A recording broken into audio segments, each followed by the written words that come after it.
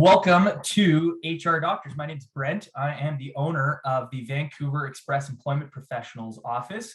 We're a staffing and recruitment firm based here in Vancouver. We came up with HR Doctors. HR Doctors is our core values. We're helpful, resourceful, driven, relentless, and sensible. We realize that those happen to tie into the term HR Doctors.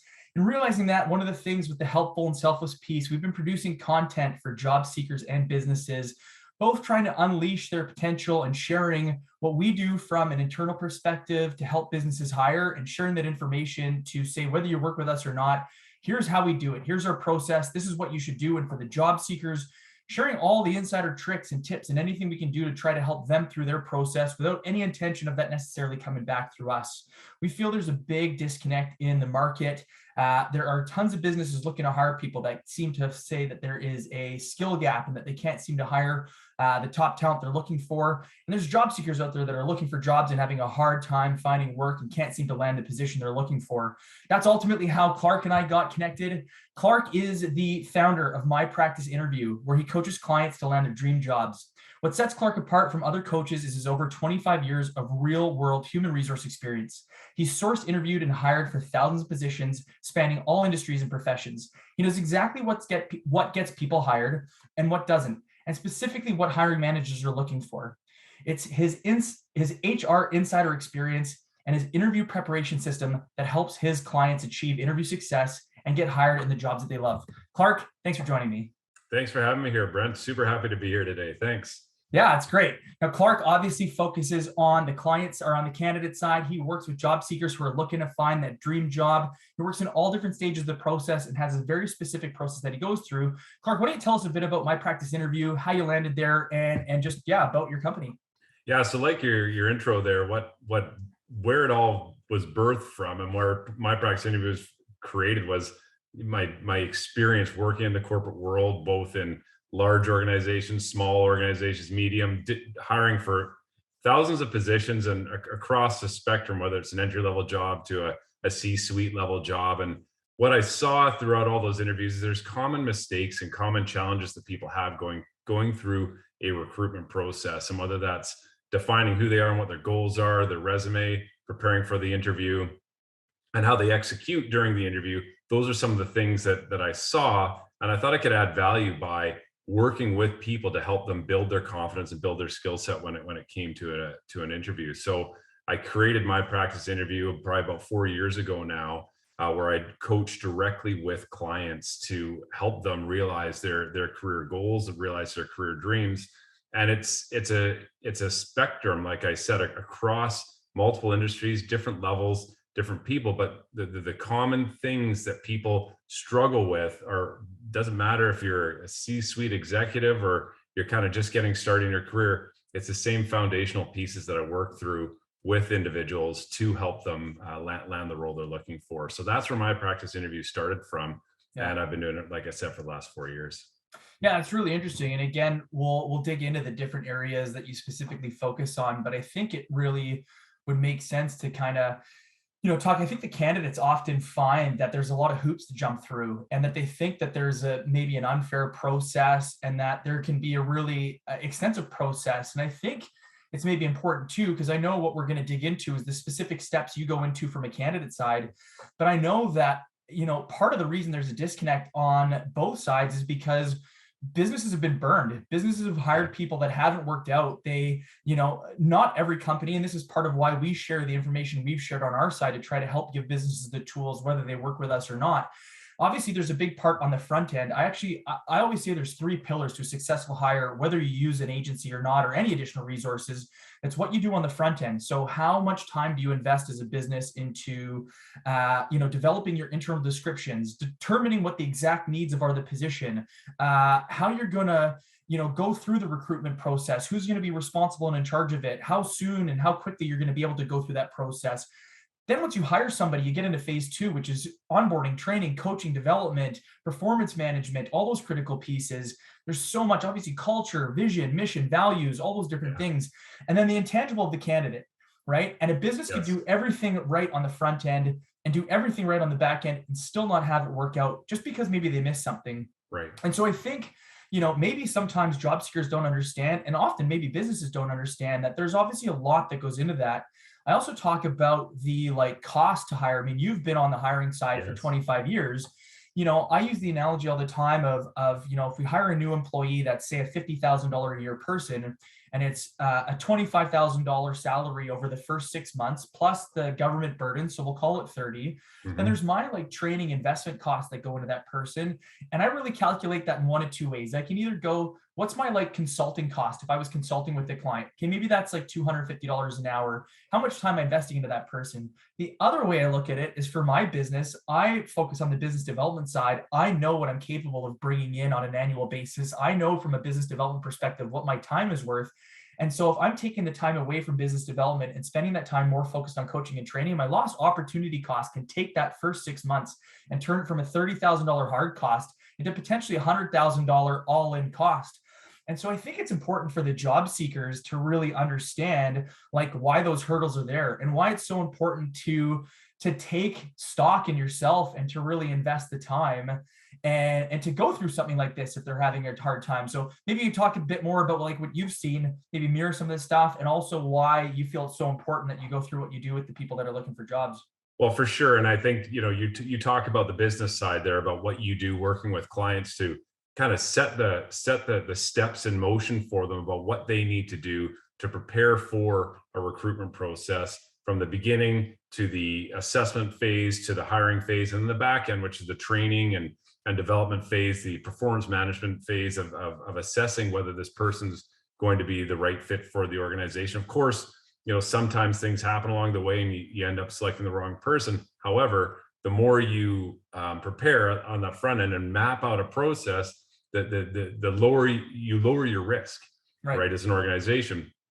The same thing happens on the applicant side, which 100%. is setting the stage for really understanding that it's a marathon, not a race. So we're not racing through and hoping that I'm just going to fire off some resumes and kind of wing the interview and hope for the best. It's like, okay, helping clients understand that, okay, let's start with defining what types of things you bring to the table, what your career goals are, why you want specific jobs, specific roles with specific organizations.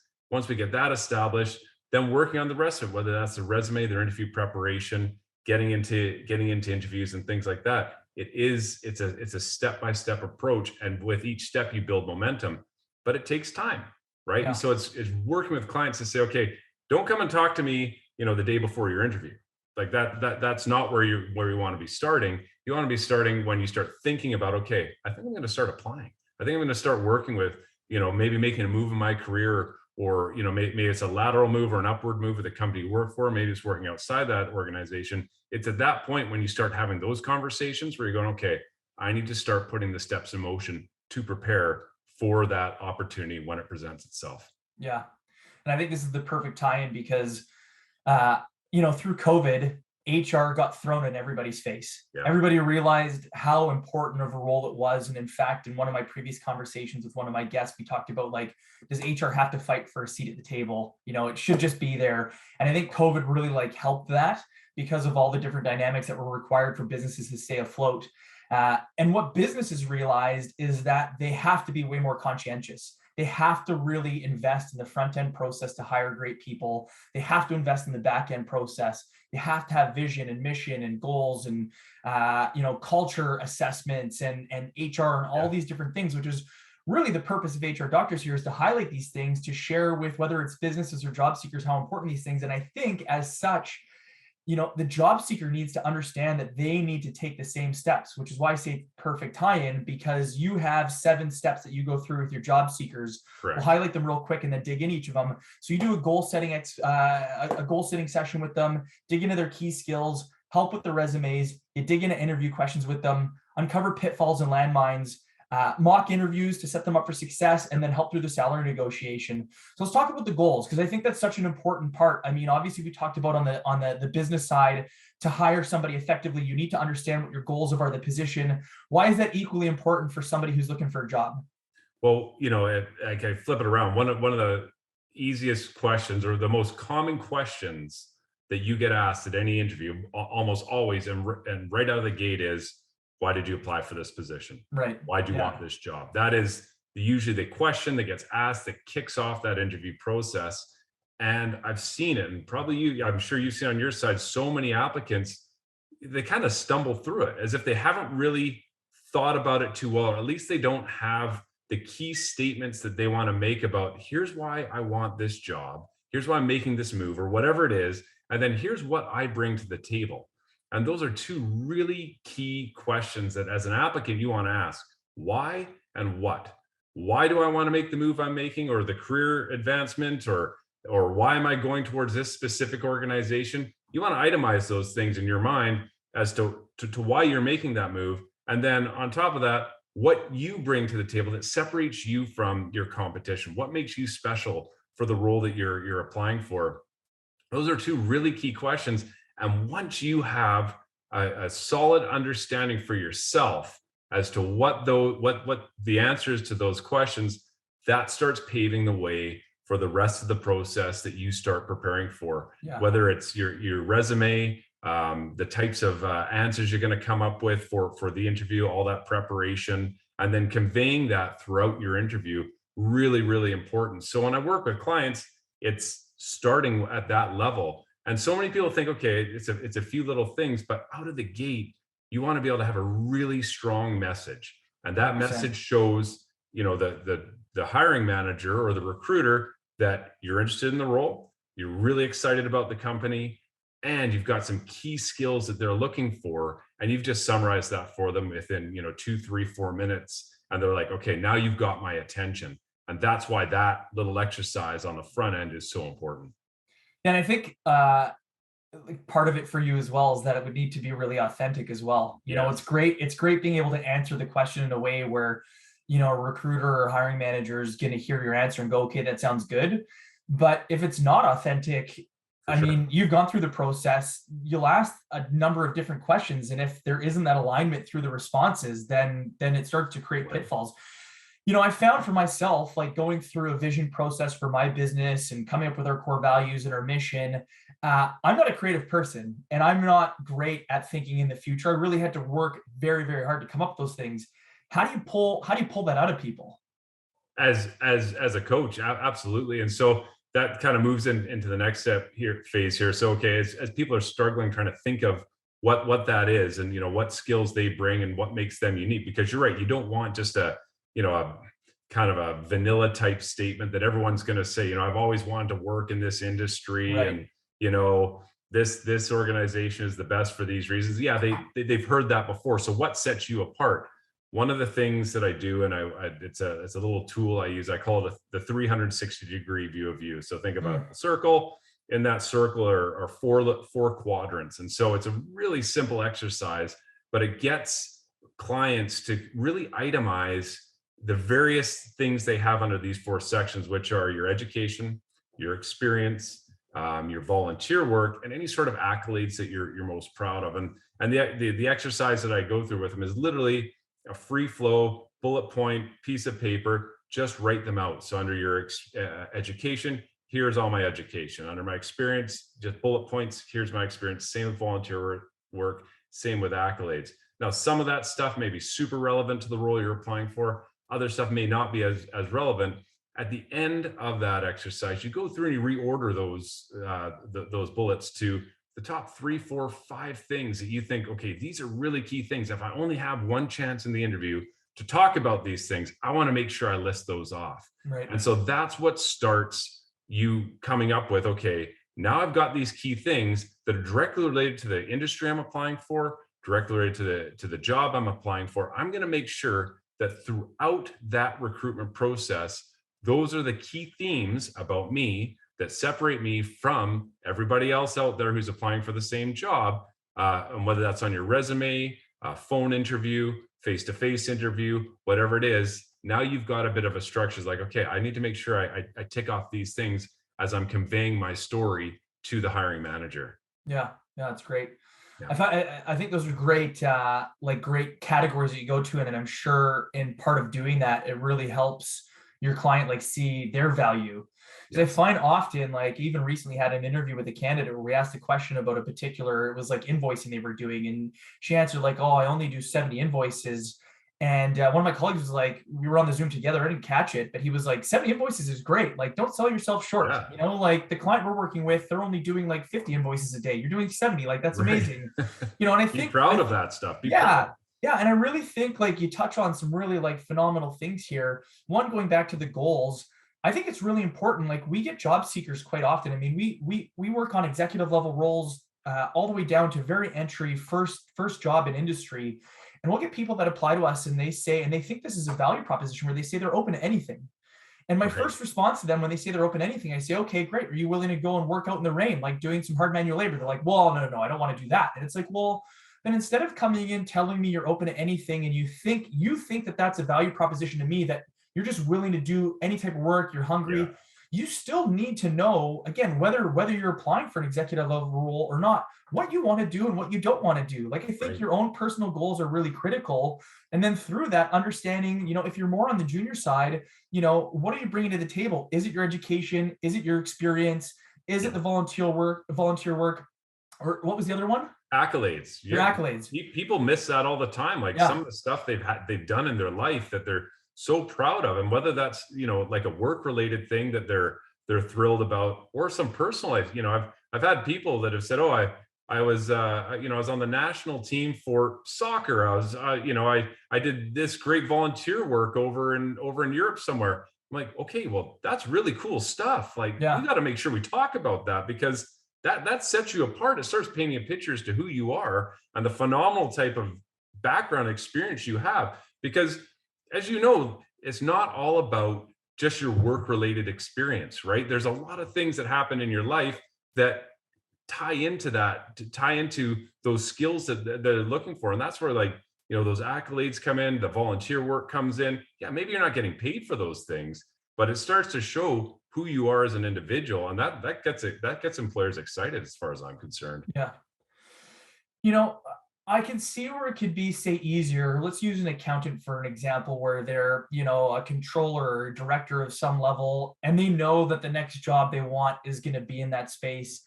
How do you like help someone from a goal perspective who maybe has recently been vacated from a position, they've been laid off or terminated, and they don't know what they want to do next, but maybe they've realized whatever they have been doing isn't right for them anymore? Right. How do you help them with that like goal piece when it like, again, I use myself as an example. I would have a really hard time just being able to answer that question. If you said, what are your goals? I'd be like, I don't know.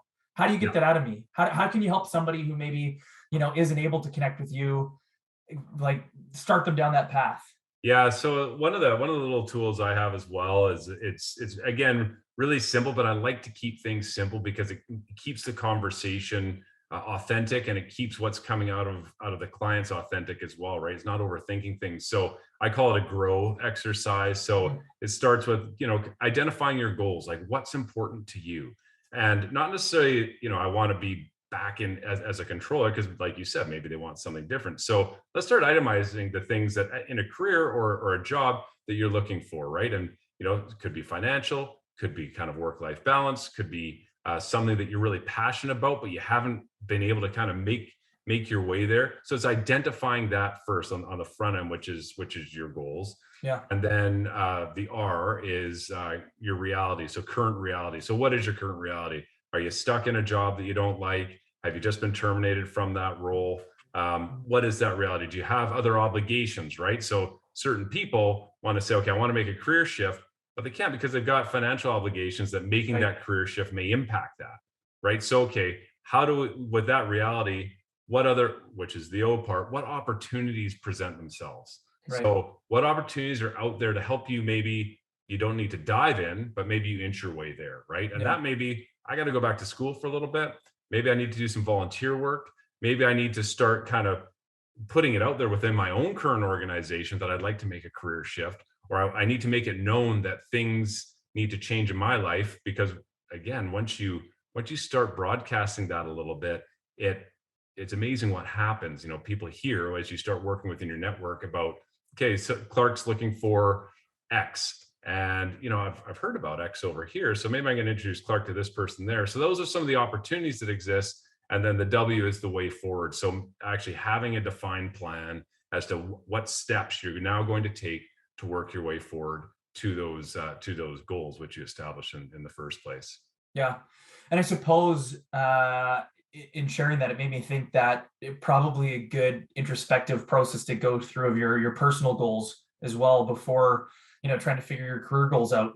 Completely is. It's so important on the personal side. It's really key because you say, okay, I want to get to, the next level in my career. Maybe I want to move that next rung up the ladder. But that next rung up the ladder means, you're going to be traveling all the time. It means you're going to be away from your family a whole bunch. Right.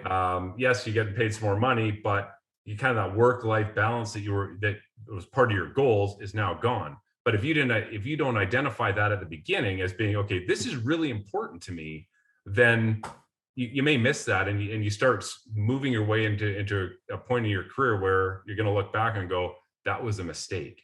So Right. identifying it at the front end is really, really important. Yeah. A free plug here for Cam Harold, the former COO of 1-800-GOT-JUNK. I read one of his books, Vivid Vision, which is the book he shares on how he became employee number 14 and left the company with 3,100 and I think it was a couple $1 million business to $100 million business. In the Vivid Vision book, to set your business up, he talked about going out into nature and getting like totally disconnected and taking like a journal with you and literally writing down every different area of your business that you can possibly think of, and going into your personal life and doing all these different kind of just like visioning exercises of what you'd want them to look like within like a 3-year time span. And so I think, just as a little nugget there, if anybody's interested in that, maybe reading that book, or if they're struggling with coming up with that like personal like goal and vision, whether it's work related or not, that it could be a way to help. Because I know it's something I greatly struggled with, and that was something that I did that helped me get there. And I really do feel that this piece that you dig in with the job seekers is such a critical piece in helping them really understand and helping you understand what they want. Because if you don't nail that on the front end, then the rest of the process you go through with them isn't going to be as impactful. Right, exactly. And to your point there, like I wholeheartedly agree with disconnecting to get clarity. Last year, I did a trip doing the West Coast Trail. So those on Vancouver and around the world may not know what the West Coast Trail is. It's a big hike, but part of that means is that you're disconnected. You're out in nature, and it's the first time in I don't know how many years that I was fully disconnected. And the clarity you get from that when you're just in your own mind and you're thinking things through is unbelievable. So if you're at a point in your career where you're like I'm not sure where I need to go and what I need to do, sure, you don't need to necessarily hike the West Coast Trail, but turning your phone off, turning your connectivity to the Wi-Fi world off, and getting out into nature and doing some soul searching is really powerful. I fully agree with that. Yeah. Yeah. I actually went as far as did what he said and got out in nature and took my shoes and socks off and grounded myself. Yeah, it's awesome. Yeah. So you get their goals dialed in and aligned. You dig into their key skills. The next one that you help them with is their resume. Yeah. Why? I mean, this is one we can spend a lot of time on, and I hope we do. But yeah, tell me about what your resume process is with them. So resume is really, really key. As you know, like your resume is, I call it like Willy Wonka, the chocolate factory. It's your golden ticket, right? It's that piece of paper that you hand in that you hope, if it's written properly, that hiring manager or recruiter is going to look at it and go, yes, I'm going to pick up the phone and call this person and have a conversation with them. So resumes are really, they're still important. I know a lot of people are like, well, you apply online and you don't necessarily have to have a hard copy resume, but that hard copy resume can be quickly cut and pasted to put on online applications. So the key pieces for resume for me are having clients understand that you've got like 7 seconds. That's it. You got 7 seconds, maybe 20 if the recruiter hiring manager is being generous, but you've got like that amount of time between 7 and 20 seconds where they're looking at your document and they're making a decision on you. And it's really, I know it's an unfair part of the process because you're like, if they just talk to me, they would hire me. But it's how the recruiting process and that part of the world works. So the key things for your resume and where my eyes go as a recruiter. Let's even dig into that one real quick, because I think again, it's important for anybody to understand that it's not that recruiters only have 7 seconds. It's that a recruiter who sees 100 resumes a day or 1,000 resumes a day have a specific requirement that they're either hiring managers looking for or the client they're working for is looking at in terms of skill. And if your resume doesn't highlight those things or touch on whatever it is they're looking for in that short amount of time, there's an opportunity that you can get passed by. And when you say the difference between 7 and 20 seconds, I really think it's that person who took the 7 seconds to look and then saw something that caught their eye. Yes. And that's what gets you the 20 seconds. Exactly. And that 20 seconds might get you the first, 5-minute phone call. And that first 5-minute phone call might get you the first interview.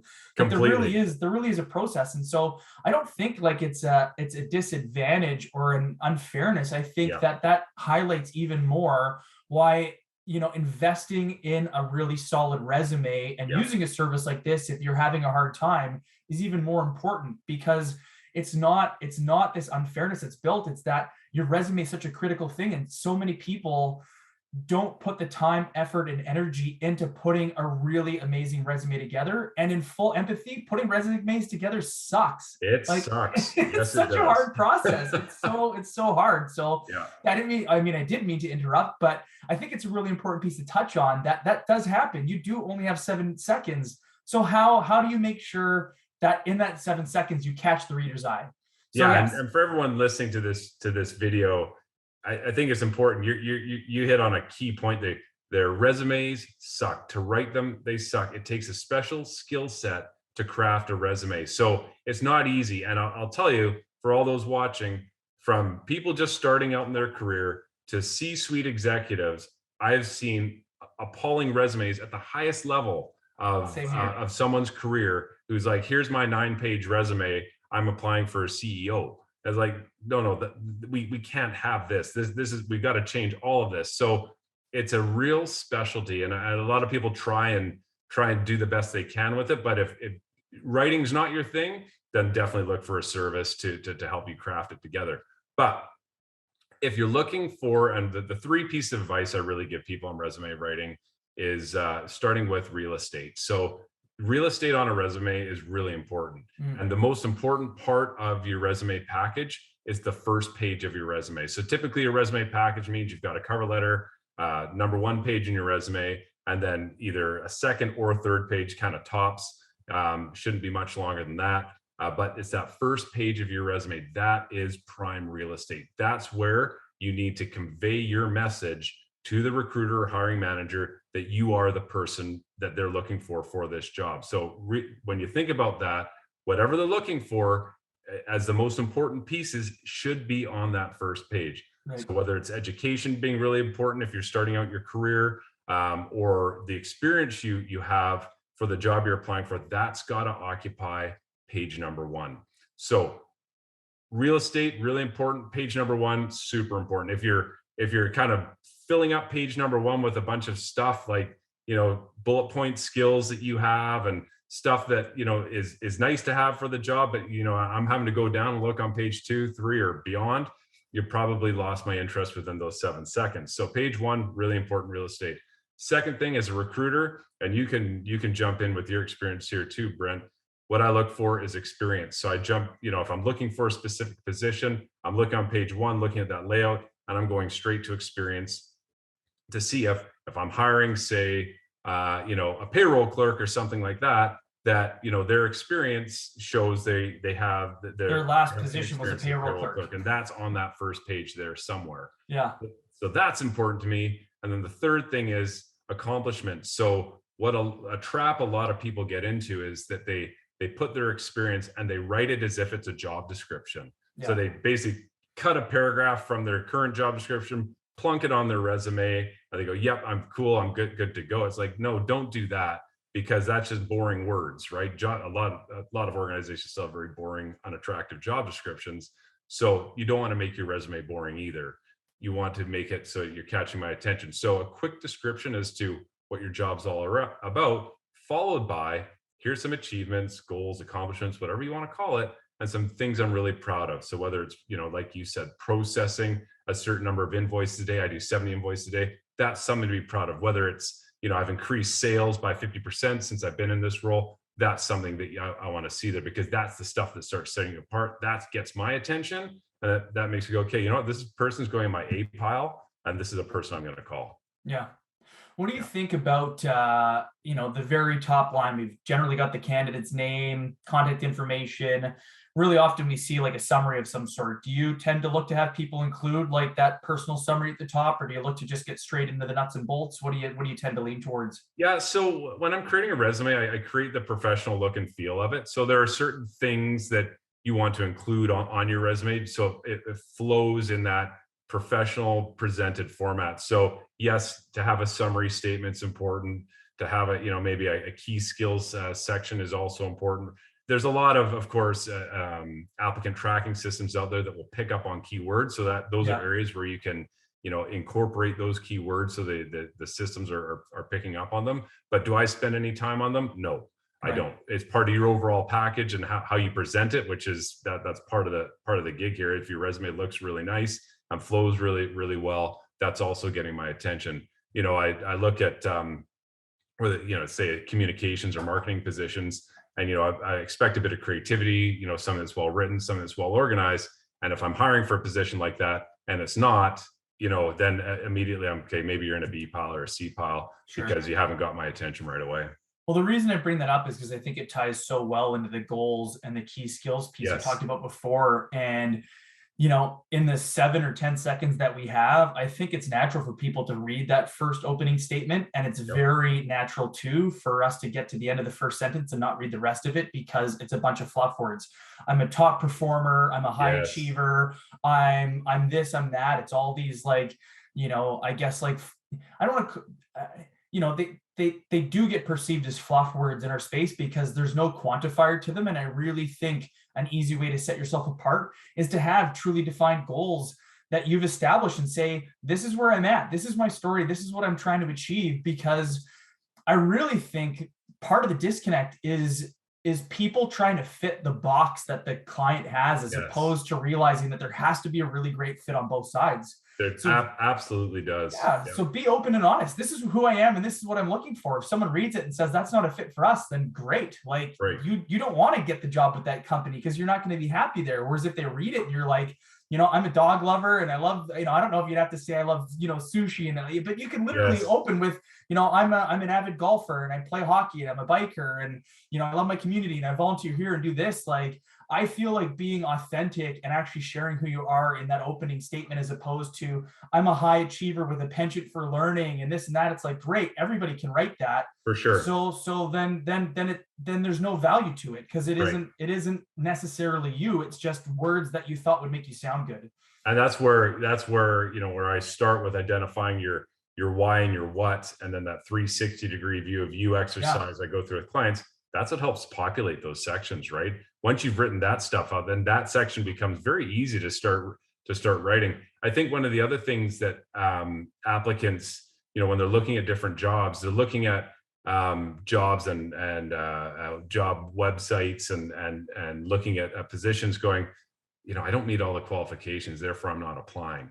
right. And one of the things I'll work with clients on is like employers are really bad about throwing everything and the kitchen sink on that job posting. They say we want, you got to be a rocket scientist to be a payroll clerk, right? And I call it the unicorn hire. They're looking for a unicorn that doesn't exist, Right. right? But as a recruiter, if I'm working with a job posting like that or a job description like that, what I end up looking for are people who have some of the skills, right? And so for an applicant, knowing that is really critical, not to discount yourself.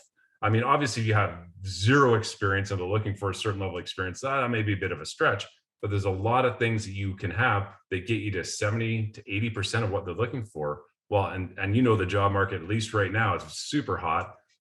So 70, 80% is pretty darn good. Then as an interviewer, what I'm going to look for is, have you got the right attitude? Have you got the right aptitude? And those are the things that are going to set you Yeah. apart and allow me to hire you for that role. Yeah. Well, and as a slight little tidbit for anybody who's on the hiring side, I have like a huge affliction with job postings where companies post exactly what you said. They pretty much post their internal description as their job description. And I think that is a terrible approach to engaging the right candidate. To For sure. me, like a job description should be a marketing and sales strategy. It's how do you engage the audience? How do you, and again, we talk about this disconnect. This is part of the reason why you're not getting the right level of candidate, because you're posting what I want. And really what you want to be doing is engaging an audience of people that want to work for your business. And Exactly. then I would personally rather cast a wide net and have a lot of people to talk to than just have the perfect candidate apply. I mean, that'd be great having the perfect candidate apply, but more narrowing the field and only having a select few amount of candidates apply because nobody thinks that they align, and then you still don't uncover the right candidate. For sure. So it was a great point, yeah, because I think that it's so true. Like I think if the job seeker looks at the job description and sees that they don't check every box, rejection sucks. It's another part of that process where I've applied for 20 jobs and I haven't had any callbacks. Well, then you start to get demoralized and demotivated with your search. Yeah, exactly. Digging back into the resume, talking about like a specific position, you touched on some really great things about putting like specific quantifiers in there, like really not just talking about here's what my description was, but this is what I achieved, this is what I accomplished, this is how like my contributions, result in the betterment of the company. Can you talk a bit more about that?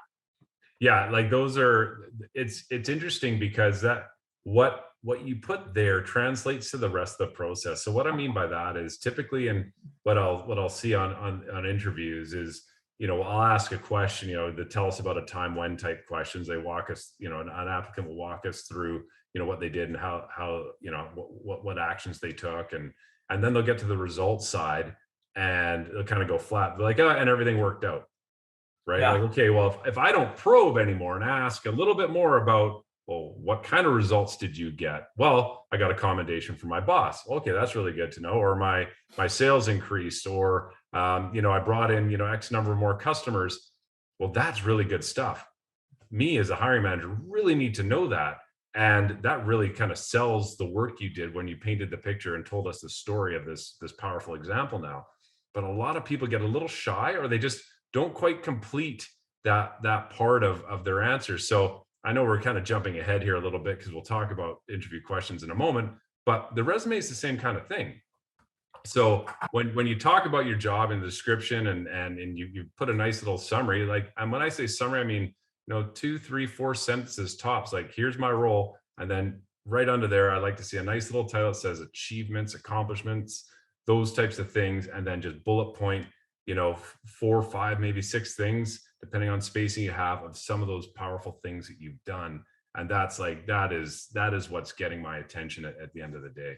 I couldn't agree more. I couldn't agree more. I think that the summary of the role, like your specific role requirements, and then tying in what you specifically accomplished. My favorite analogy for this stuff is using the Vancouver Canucks as an example, and hopefully one day they win the Stanley Cup. Let's say it's with the same team they have right now, and Bo Horvat scores the game-winning goal. If you just put you're on the championship-winning team, that's great. Definitely going to be different if you say you're the guy who scored the game-winning goal. And for Thatcher Demko, if he's the guy that makes this amazing save that ends up sending the team on a rush that ultimately results in that, then on his resume, you can say you're part of a championship winning team, but he can put that specific accomplishment of making that game-changing save at the end. And the coach can put specific accomplishments about what he did to manage throughout the game, and the GM and the ownership can do all these things. Exactly. And everyone down to, like I've even said, like the equipment manager, maybe the shift before Bo gets out there that he lost an edge on his skate and the guy pulled his blade off, sharpened it real quick, got it back on, and got him on the ice so he didn't miss a shift. That's an amazing accomplishment to be able to share that you're part of the championship winning team. But I mean, I think we would all say if you were interviewing that equipment manager and he said, "Oh, I'm a championship winning like part of the Canucks," that you would go, "Well, like, were you?" And it's like, "Well, yeah, I was, man. Like, I made sure the team was like good to go and had everything they need to be successful. None of them had to think twice about their equipment." You go as far as like the ticket sales agent or the person who's scanning people at the door. They're not going to say that they are the reason the Canucks won, but they can be a part of the fact that I made sure people got in as quickly as they could, so they could be in the seats to make sure they got everything from the opening, stuff that happens on the Jumbotron to the anthem to being in the seats. So, whether it's a person pouring beers, they got there quick. Like, you have to tie in what your specific accomplishments were and not just say you're part of the championship winning team, because in that scenario, sure, people are going to look at, the guys that are on the ice and go, yes, I get it. But the other people that are part of that organization, they're going to go, well, you're like, come on, were you really? Are you just fluffing that up? Like, yeah. you got to break it down. 100% agree. You got to break it down as to how you contributed to that success, and that sells. That absolutely sells your resume, and that's what gets your foot in the door. Yeah, I think the other one you touched on too is the like being able to speak to the metrics. I've interviewed many salespeople over my time, and the salespeople who can immediately say, I was able to generate $1 million or 5 million, and our margin was X, and our gross revenue was Y, and I did it from 25% business development, 75% farm, versus the salesperson who says, yeah, I exceeded expectation. What were your expectations? Well, we had a common goal and we achieved them. Okay, yeah, did you have an individual goal? We all did. It's like, okay, well, like what was yours? What did you do? And the person who can't speak to those things, it's not necessarily their fault. It may be the organization that was structured that way. Yes. But it just shows to the level that the one person who knew all their data and information was obviously operating at a higher level where those numbers were critical to their role, versus the other person where maybe it wasn't. And maybe they were in sales, but maybe it was more customer service sales or account management, where they're not truly responsible for the full big picture. And that's not a problem. You just need to know where you stand. Exactly. Yeah. 100% agree.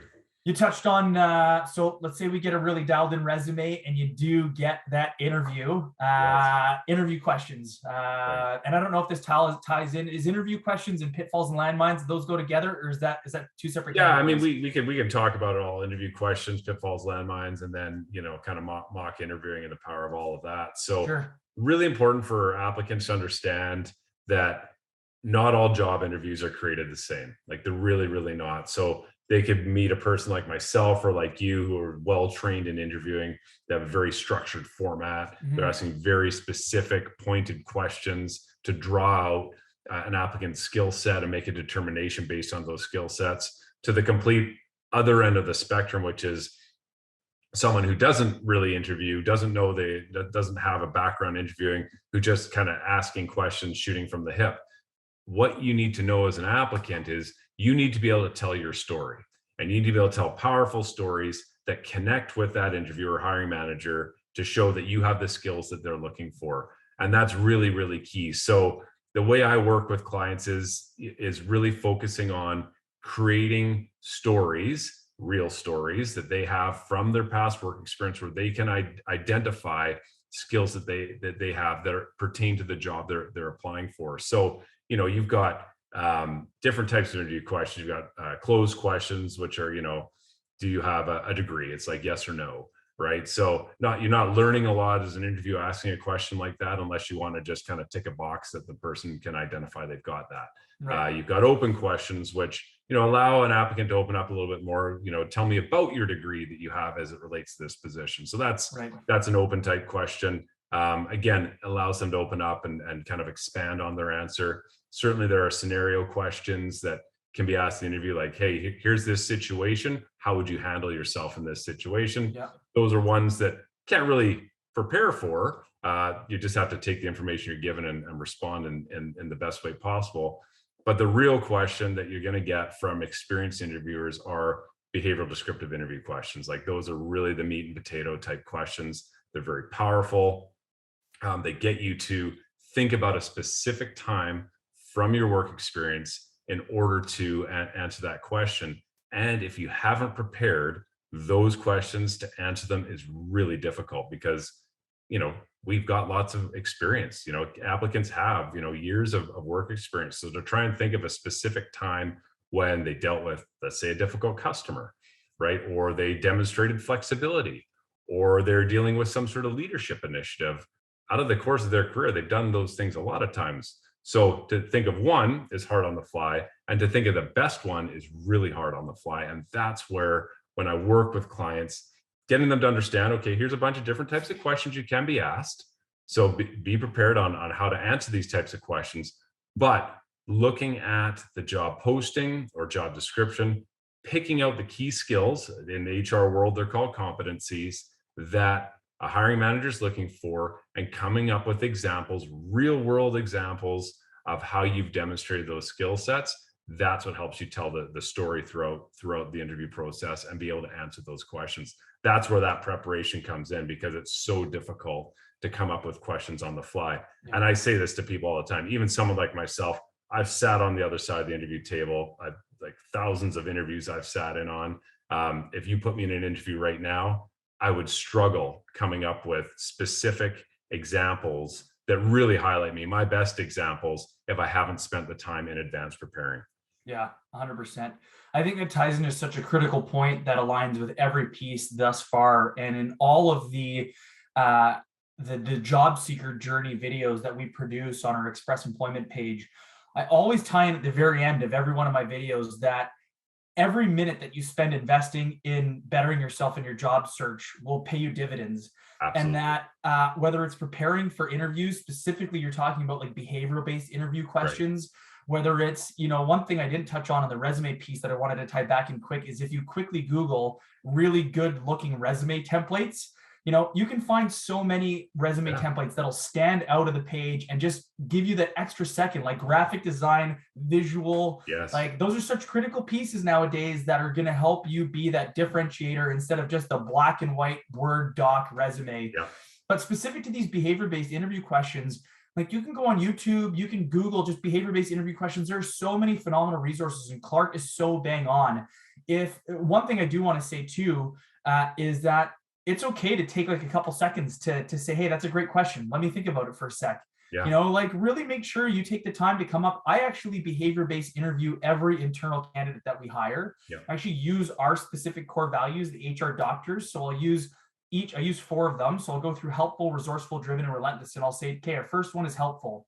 In our business, it's critical that we're helpful and selfless. We're here to help businesses. We're here to help customers. One of the challenges that we're faced with from a recruitment company perspective is both sides think that we're doing whatever we're doing just so we can get paid. And the critical thing that we need to do is do everything without that in mind. And just if we do the front end and the back end right, that we'll get paid and everybody will be happy. And we can't do it for any other reason. And so my behavior-based interview question will be, tell me about a time where you needed to be helpful and selfless.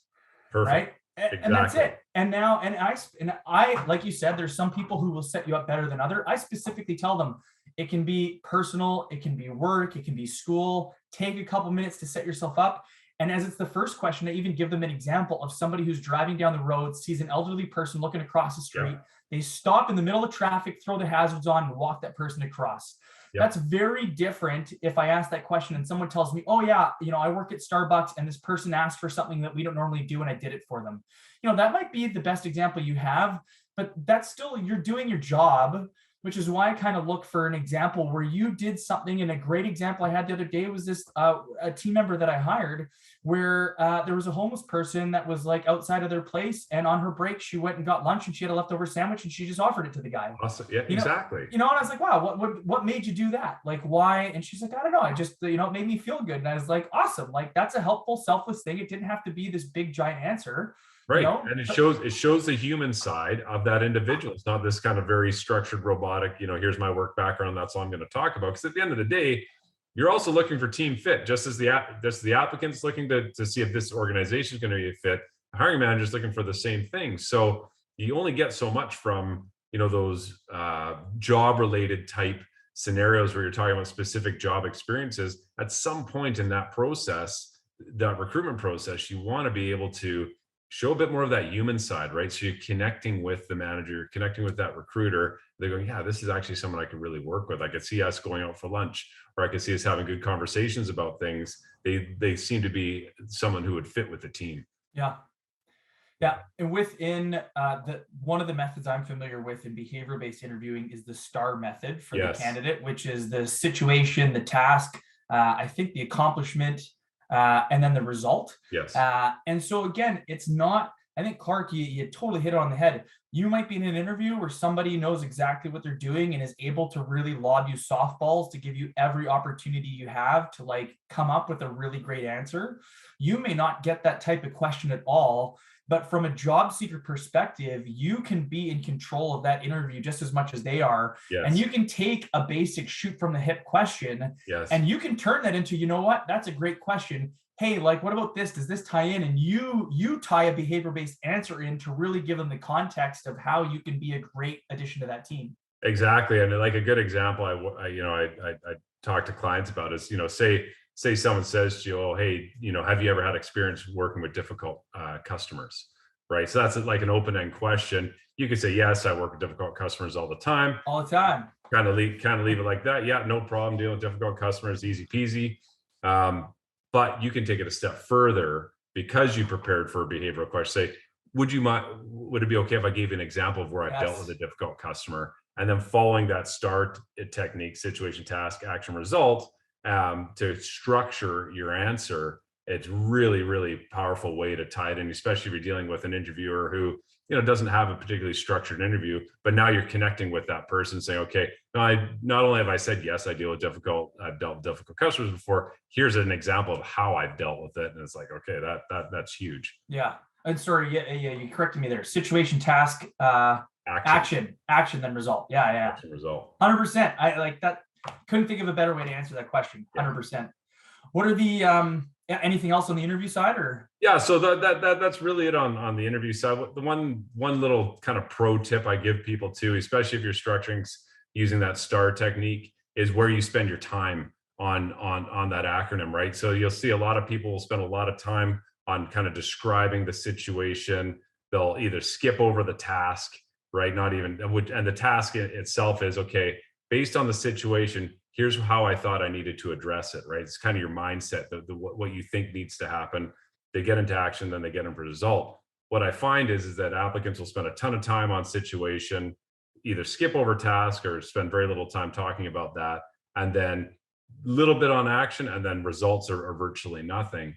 If you're thinking of formulating an answer as you're preparing for an interview, you want to follow this ratio. So the bulk of your answer should be on the action and result. Those are the key pieces as an interviewer that I want to hear. The action you took, the result you achieved. The situation and task is like 25% of the answer. Right. The action is 50% of the answer, and the result is another 25. So you got 75% of the answer on the two last pieces of that STAR method, which is really powerful. So if you're getting to a result where you're saying, and everything worked out great, you're probably not spending enough time explaining just what you did and the outcome it achieved. And that piece, you really need to kind of twist things around. And a lot of people are like, I don't like to brag about myself. I don't want to spend time talking about what I specifically did and what I achieved because it looks a little braggy. The interview process is designed that way for you to highlight your skills. So it's okay to be a little braggy if you to highlight the results you achieved. Right. Yeah. And I would say for me, the biggest takeaway for people in this particular section would be you have to practice it. Yes. Like being aware of it's one thing, but setting yourself up, especially if you're going through that job seeker process, it's great that you touch on this stuff and help people and highlight it and give them a lot of insight. But if they don't prep themselves, they're just setting themselves up to have to be in the hot seat and maybe not be able to bring up the best example. And I know for sure there've been people that I've interviewed where I'm sure after the fact they had this epiphany moment where the light bulb goes off after the fact. Go, oh, I wish I thought of this idea. Yeah, for sure. What are some of the pitfalls and landmines? Yeah, so some of the pitfalls I see applicants kind of make their way into, and the really simple things, and you highlighted some of them, is feeling the need that when you're asked a question, you got to rush into answering it, right? Versus taking that moment to think about how you want to respond, formulating the answer in your head, and then giving a response. The most uncomfortable part of an interview for the applicant is kind of that dead air in the room. Yeah. It's that silence that's going on. And what I like to tell people is like, look, on the interviewer side of things, I'm okay with dead air. Like I've been trained that when you're not talking, I know you're thinking about an example. I may be catching up on notes that I need to take. Maybe 100%. My mind's gone to a meeting that's coming up next. It's okay to take a quick break to think about how you want to respond to a question. So be okay with that silence in the room. Interviewers are trained for that. It's okay to do that. It's okay to ask for repeat of the question. Maybe you didn't hear it quite right, or you're not too sure what the meaning is. Or even getting clarity on what they're trying to achieve with the question. Like, help lead me a little further so I can make sure I give you a good answer. Exactly. Like I know interviews feel, and a lot of it's like a one-way conversation. You as the applicant are doing most of the talking, but it doesn't mean you can't ask questions throughout. Yeah. If you need that clarity, it's a big pitfall that I see applicants kind of fall into. It's like, I'm only going to speak when spoken to. Well, don't Right. do that, because as an interviewer, I just want to hear your best answer, because I got to make a decision here as to whether you're right for this role. So whatever it takes to help you get clarity to respond properly, if I can get that good information out of you and that helps me determine that you're the right person for the role, then ask those questions. And then the other one that I see people do is, if they don't have an answer to a question, it causes them, to really start to stress, right? And they're trying to think of an answer, 10 seconds, 30 seconds goes by and they can't think of anything. Say, leave it, right? Just ask to come back to that question. Again, my role is to get the best answer out of you possible. Right. If you got to skip over a question and come back to it later, we can absolutely do that. That doesn't cause, in my world anyway, of the interviews I've been on over the years, doesn't cause you to lose marks or for me to think differently of you. I'll come back to it at the end of the interview and ask that question. And what it does is a couple things. One, you go through the interview, you build confidence throughout that interview because you've answered all the questions. You get to the end, now you have a little bit of time to think about an answer. But more often than not, your brain works in mysterious ways where you're going through the interview, but in the back of your mind, it's thinking of an example to use for the question you couldn't answer. And a lot of the time I see people, we get to the end of the interview, hey, we're going to go back to that one question we skipped over. The interviewer asks it again, and then the applicant's like, oh yeah, I got the answer to this, no problem. And boom, it's done, it's out there. So those types of things, when I say pitfalls and landmines, it's making sure you're trying to have an authentic conversation with the interviewer. If you need clarity, ask. If you need to skip over a question, just ask. If you want a question repeated, again, just ask. Those are really, really important things. And the last one, of course, for me, which is a big one, or actually two that I would say are, one, using we instead of I. A lot of applicants, because they don't want to come across as, like I say, having ego, they'll instead of saying I did this, I did that, they say we. And for interviewers, they're going to, if they don't help clarify that, because some interviewers won't, they'll get to the end, they'll look at their notes and go, well, I don't know specifically what Clark actually did here because he said we the whole time. So when you practice saying I. And then the last one is be specific, right? So be specific where it counts. So be specific as to what you did with the action that you took, and be specific with what you did with the results you achieved. Those are really key things. A lot of times you'll get kind of a vague response with not a lot of specifics or details. And those can hurt you, because then I don't know as the interviewer specifically what you did. Yeah, and I've seen with one of the earlier points you touched on where the job seeker didn't ask for clarity, didn't take the time, ended up just starting to spew information, talking for the sake of talking, not really with any specific point in mind, just goes to a certain point, maybe even goes as far as oh, I've lost my train of thought, or you don't have a specific end in mind that you're actually trying to get to, and it just ends up being this awkward thing. And even if you do kind of tie it in somewhere, it's often not based on a specific situation or task or action you took or the result that you achieved, and you end up just saying a bunch of words that didn't actually mean anything, and that can hurt you more than help you. For sure. So I think for sure, that a nail on the head there for the ask for that clarity, take your time, feel free, 100%. I've had people that have asked to come back to question. Of course, I've offered it up myself, and those who have, that never hurts them. I can't even think of a job that you'd interview for where, in my head, I'd be going, you need to answer every question I ask you within the first 3 seconds or you're out. Oh, exactly. Never. Never. Mock interviews. Yeah. So one of the things I work with clients on, and whether you're, working with someone like myself or you're doing this on your own, mock interviews are a really, really powerful way to prepare for your interview. All of what we've, spent this, this time talking about here is about building confidence. Really, at the end of the day, it's about building confidence so you can tell your story, so you can, present yourself in the best way. Mock interviews are really, really powerful. So whether it's you having a family member or a friend just ask you interview questions that you're anticipating, that you prepared for, and you responding to them, that's one way. You can practice yourself asking the question and then recording yourself saying it out loud. It's such a really incredibly powerful way to hear yourself, hear your tone, hear different inflection in the way you say different words. Those are it's important because if you're doing a mock interview, then the person interviewing you can, pick up on little things that you may want to tweak and change. If you're just doing it kind of by yourself, where you're recording yourself, again, you're picking up like, oh, after I look back on that, using that word there comes across quite negative. Or maybe that would raise a bit of a red flag with any interviewer if I said it that way. So maybe I need to change it around to say it this way. Or, as I'm interviewing here, I'm noticing like I'm not really smiling a lot. I'm not really enthusiastic. Maybe I need to up that level a little bit.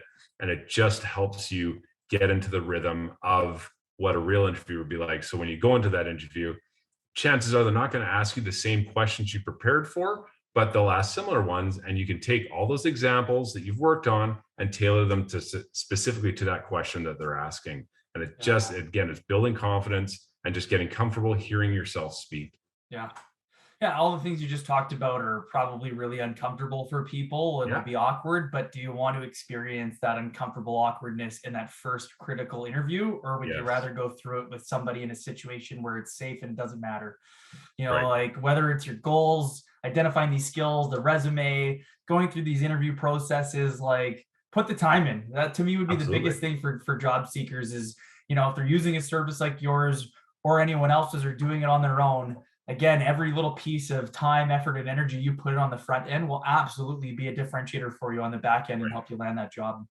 Last piece you've got on here is a salary, which obviously is a really important part. Nobody's working for free.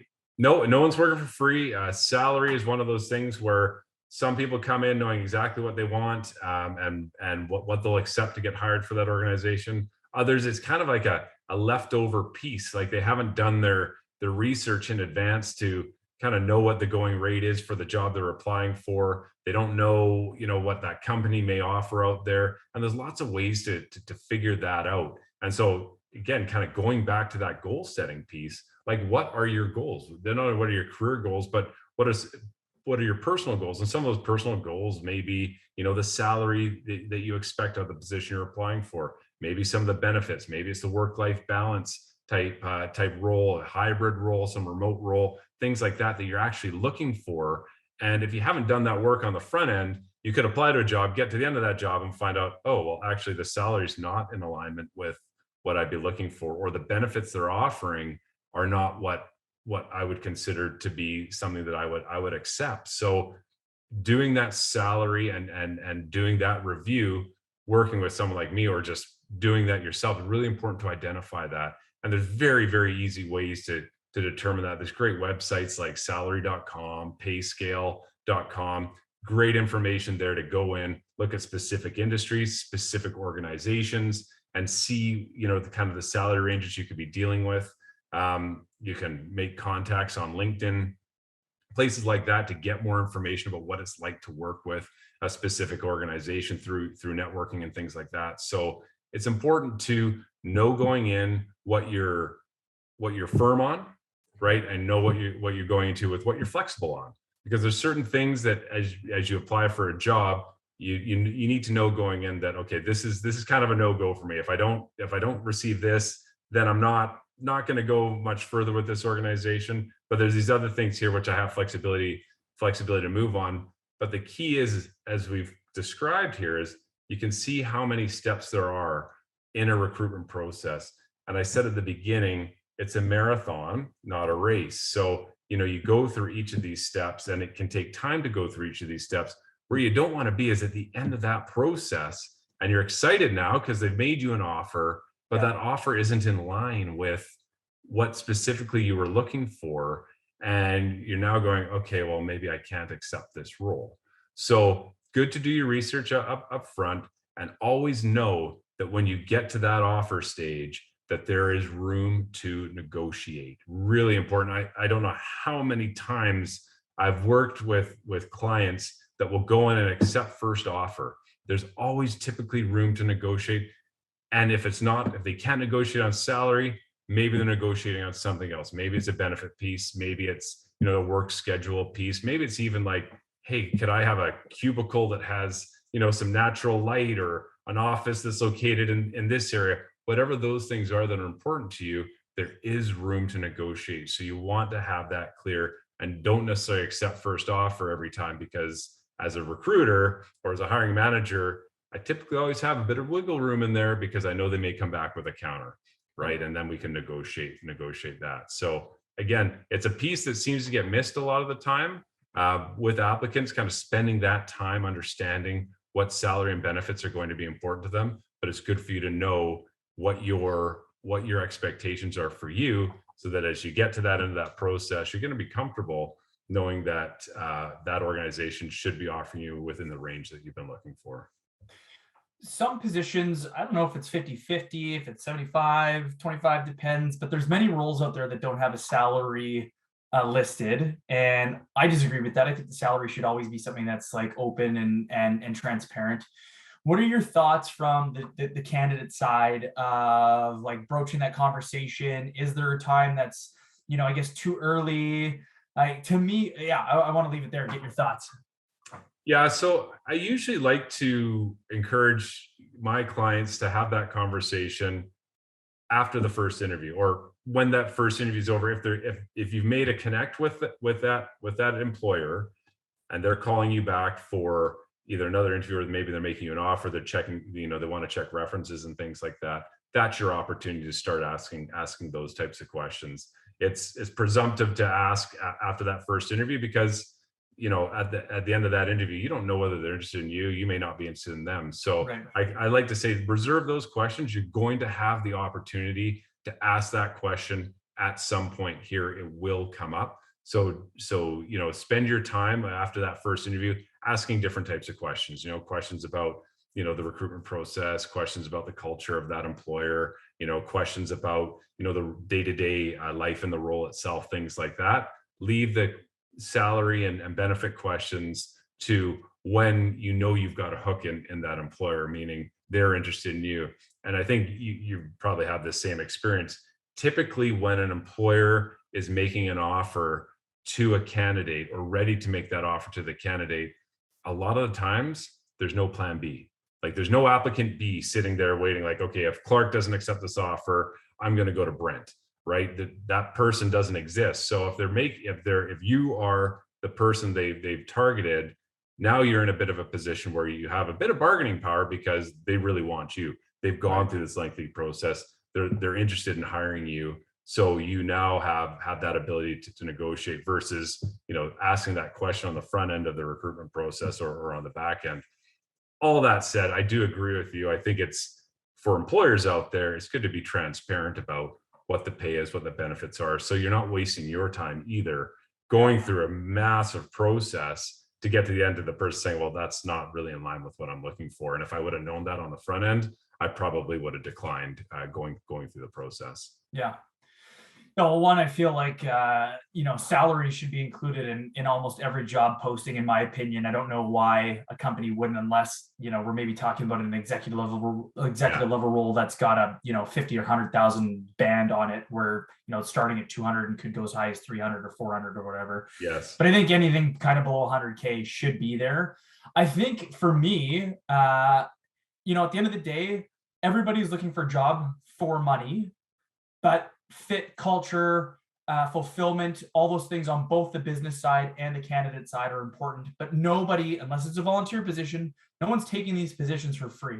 You might be willing to take a pay cut to get a job, or getting a foot in the door in an organization you're really passionate about, or in an industry like in the nonprofit space, where maybe they pay a little less, but you're going to do it because you're making a big difference in an area that's really special to you. But to me, I think compensation is like a really important conversation to have. And again, if we go back to the goals, if you know that you want $80,000 a year, and that's the number, that's your bottom line number, and the organization hasn't listed it and they're going to be at 70K and they're not going to be able to get to 80, I would want you to know that in that first interview, to know that there isn't a point of having a second interview. And I think that there's obviously ways to do it. There's ways to get those questions. I think the easiest way I've found for candidates in the past is to ask the questions that start to lead down that path. And maybe don't start with salary. Be like, hey, like, obviously, like, there's a lot that goes into a compensation package. Like, outside of compensation, like, are there perks or benefits? Like, what does vacation look like? Things like that. But I think, if the last thing that I think we would want a candidate to do is to, at some unnatural point towards the end of an interview, just say, hey, how much are you paying, or what is this position worth? Yes. I think that all of a sudden can shift the mindset and go, oh, like, is that the only thing that's important to you? Right. No, but let's be clear, like, this is a transaction. You're going to pay me to do this job. Let's be really clear early in what's being compensated. The other one that I think this is a great like tip for employers that I've developed internally and shared with a bunch of my clients, but I think it's equally as important for a candidate to understand. We hire for entry level and we hire for experienced recruiters in our business. An unskilled recruiter won't have any experience interviewing. They won't have any experience submitting and managing the candidate or the client experience. They won't have any experience like taking job orders and doing business development. Now, within each of those tiers, we set up metrics and expectations and value to them. So when you come in as a junior with, in your probationary period, you're going to start at X. When you pass your probationary period, it's based on hitting these key accomplishments and you get a raise for it. Yep. In your next like 3 to 6 months, you're going to start getting exposed to taking job orders from clients, to dealing more with the candidate process, matching those two people up. Once you can demonstrate those proficiencies, then you get an increase to the next level. Yep. The next piece is going to be doing some outreach and some business development. And when you can start managing a client on your own from start to finish, that's worth another, increase. And when you can finally get to the stage where you can identify new business opportunities, bring them in, fully go through the recruitment cycle, that's worth another level. And then when you can start getting into management and training and coaching new employees that are coming in, that's worth another level there and there. Yeah. And so I really look at like, a position you might be applying for, and that position is worth, say, $60,000 to $80,000 a year. Well, a real great way, again, talking about the quantifiers we talked about before, is figuring out like, how can you tie in the value? I've said as a recruiter or headhunter, when I'm representing a candidate, I'll represent somebody at any level that they want, as long as we can justify it. Yes. If a client's looking to hire and they're at $80,000 and I've got someone who's $100,000 and I think they're truly worth it, that client may not hire that candidate. Right. And there's nothing we can do about that, but I 100% can sub that candidate over. And I think it'd be foolish to try to get that candidate to accept $20,000 less. Sure. Because the foot's out the door, someone rings their bell and says, hey, I've got this job that'll pay the 20 grand more, they're going to leave. And they're gone. Exactly. So I think on the client side, it's really important to go, don't try and always win on salary and under negotiate and undervalue people. From a job seeker perspective, you need to understand your value, like negotiating because cost of living is high. Like, that's great. We all get that. That isn't why you're bringing value to the table. Right. No, you can't say like, oh, I need to make 60 because my cost of living's high. It's like, okay, well, like what part of your cost of living is $60,000? Well, I like, mountain biking. My mountain bike's $10,000. Well, that's a you problem, not a me problem. Yeah. So I think there's a lot that ties into it, but I think it all goes back to everything you said, which is the goals, the skills, like how you present yourself, how you generate that value. But again, I don't disagree. I don't think that you should always force that conversation, but I do think, and it probably ties into what you said, as a job seeker, you're equally as in control. Yes, you need to know what's important to you. If you're very open and flexible in compensation, you don't need to force that in the first interview. Don't feel pressure to do it. But if compensation is really important to you and you know where you need to be and there isn't that open communication, then I don't think there's anything wrong in bringing it up. I think the key is just making sure you do it in a way where it doesn't come across as like, oh, by the way, like, how much does this make? Or I'm looking for $80,000. Is that achievable or whatever?